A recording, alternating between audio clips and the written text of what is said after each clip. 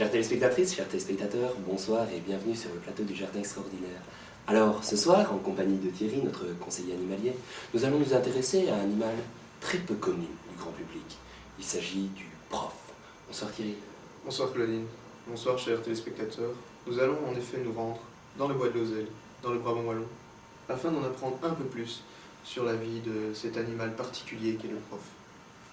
Oui, le prof, on en parle beaucoup, beaucoup de légendes, beaucoup de mythes à son sujet. Je pense particulièrement à la terreur dont on l'affuble, souvent à tort cependant. Mais que connaît-on réellement de cet animal ?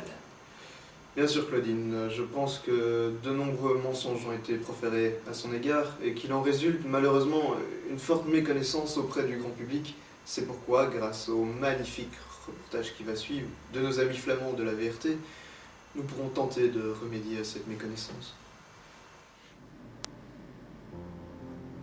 Qu'observons-nous là, Thierry? Un bien bel animal.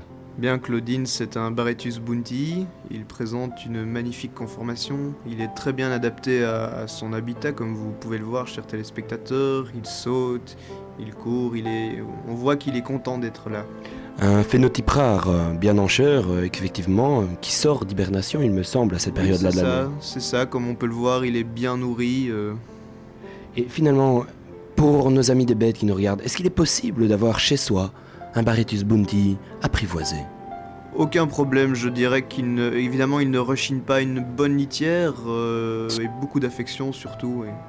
Beaucoup d'affection, mais ça, nos amis des bêtes le savent très bien, beaucoup d'affection. Alors ici, on est à la sortie de l'hiver. C'est ça, il gambade dans la plaine, il marche joyeusement. Ici, on est en présence d'un autre animal. Oui, c'est un Petersus graminovora. Il fouille et cherche des graminées dans la plaine. Une très belle bête, effectivement.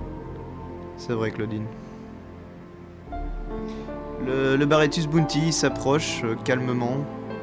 Je pense que ça va être l'affrontement. C'est la loi de la nature, la lutte pour la vie, la lutte pour la nourriture, finalement. C'est ça, c'est une magnifique quintessence du struggle for life. De Darwin, bien évidemment. Alors ici, on voit, oui, il a eu son Snickers, et il va le manger tranquillement dans la plaine. Il est content, comme vous pouvez le voir, chers téléspectateurs.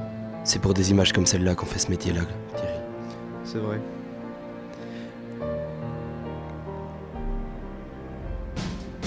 Voilà, ici, c'est une magnifique femelle de la même famille que le Petersus graminovora.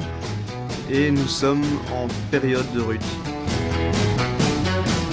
Bien, je tiens à préciser aux spectateurs que malgré la brutalité des scènes qui vont suivre, il faut savoir qu'aucun animal n'a été maltraité.